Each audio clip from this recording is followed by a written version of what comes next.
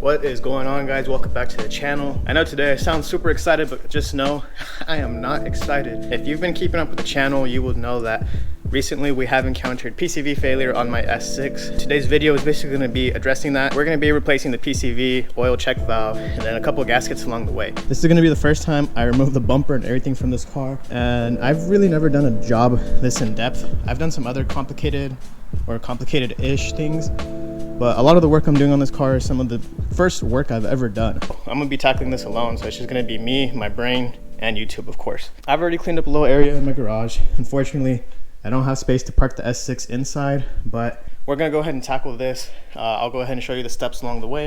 Yeah, let's go ahead and tackle this not so fun, but very common job for 4.0T Audis.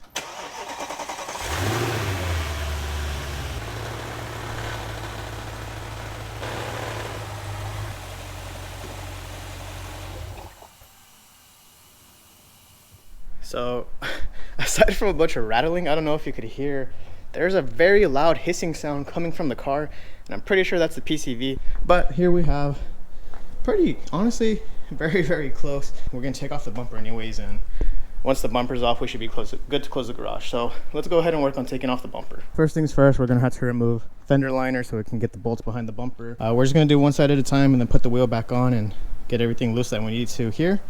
And then we'll work on removing the actual bumper. So with the tire removed, now we've got to remove a couple of T20s. So there's a bunch of bolts here, not that one, this one here, here, and there's one right here, which is what attaches it to the bumper. We'll go ahead and get those removed, start working on taking off everything on this side, then we'll work on going to the other side.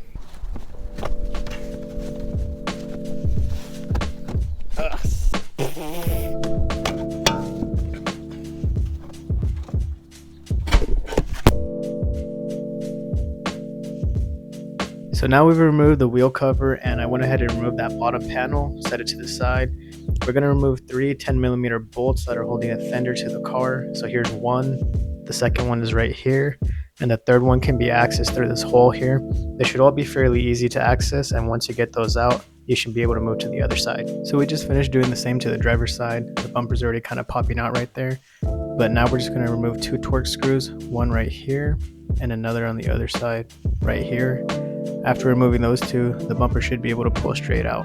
Make sure that you be careful whenever you're taking it out, because the side right here next to the headlight, there are some metal brackets that can scratch your paint. So either put some painter's tape there or something that's going to protect your paint from being scratched. I was still struggling a bit to remove the bumper until I realized, being the genius that I am, I forgot to remove some bolts from the bottom cover here, and that's why the bumper couldn't come off. But let's go ahead and remove those and take the bumper all the way off. Now with the bumper off, we're just going to go ahead and unplug a couple of sensors on either side.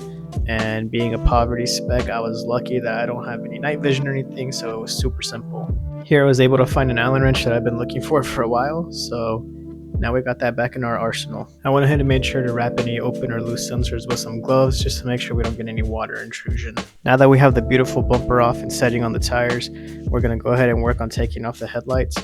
To do so, you're going to remove 4 bolts. The first one's right here. The second one is slightly to the left in the engine bay. The third one is underneath the headlight. It's actually right behind this. You can see if you move that out the way. And the fourth one is actually right here to the right side towards the center. You can get it from dead ahead. With all the bolts removed, you should be able to easily remove this harness. Just shove a flathead screwdriver inside of there and pry upwards, and it pulls straight off. And just like that, we now have both the headlights removed from the vehicle. I did actually drop my phone in the engine bay and add like 25 minutes to the job, but we're good now. So as you can see, we are later into the day now. I accidentally misread the instructions for putting the vehicle into service position. So if you don't know, service position just means that you're pulling that whole front end outwards more to give you more space to work in the engine bay. I can't put the vehicle in service position today because I need to go get a bolt from Home Depot now, but I can start working on some of the stuff in the engine bay. With that said, I'll go ahead and start by removing the intakes and then the charge pipes, the throttle body, and the recirculating valves that are on the throttle body. So we're going to go ahead and start by removing 6 T30s on the recirculating valves. I'm using an Allen wrench because I couldn't find my Torx bit. And by the way, I already told you about those ECS oil caps, but the charge pipes from ECS Tuning, they couldn't even send me matching ones. The logos are off, so if any of your companies want to send me some, please do. So we've already lost daylight, but with the recirculating valves and throttle body out, we just got to remove the intakes.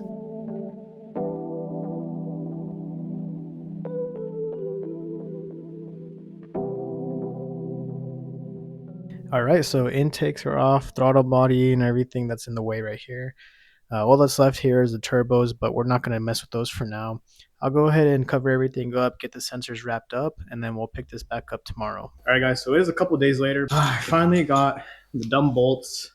I bought some M10 by 1.5, 160 millimeter length bolts. Let's go ahead and throw the car into service position and get knocked out what we can because it is already dark. So to put this car in service mode, there's a couple bolts we have to remove. Right behind the crash bar here, there is a bolt right there. That bolt, there's one directly to the left of it. And then the last bolt we're gonna end up removing is this one right here. I was able to remove this little whatever. Yeah, it just has a couple of little grommets that slide into it. Now we got a lot of space. All right, so the driver's side's done, super simple. Just make sure you do the inner bolt first so you can put the long one in. Here is what the bolt looks like in there. This whole unit's already moving. So I think all that's holding it right now are these two bolts. Also real quick guys, if you are enjoying the video or if you're finding this useful, please consider subscribing or dropping a like. It really helps. I'm about to hit 1,000 subscribers. Yeah, that's it real quick. So let's get back to the video. So the two little torque screws we're trying to take out on this side and the opposite side. I believe they're T30s, but I just have a T25. So we're just gonna do a little mechanics trick.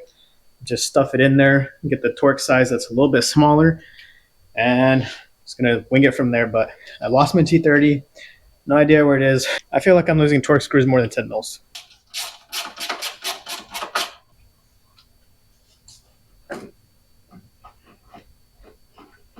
All right guys, so we were able to pull it off. All I had to really disconnect was this. I didn't want to snap this coolant line. It's already leaking, so I just didn't want to break it any further, even though I do need a new one. If you disconnect this hood latch right here and this one right here, you can free up a couple more space. And lastly, for my car, I just removed this sensor from being hooked onto right here, just so that we're not pulling it, but we do have a good amount of space now. So okay, so far, after putting the car into service mode, went ahead and removed the coolant hoses from the intercooler and I set them to the side here.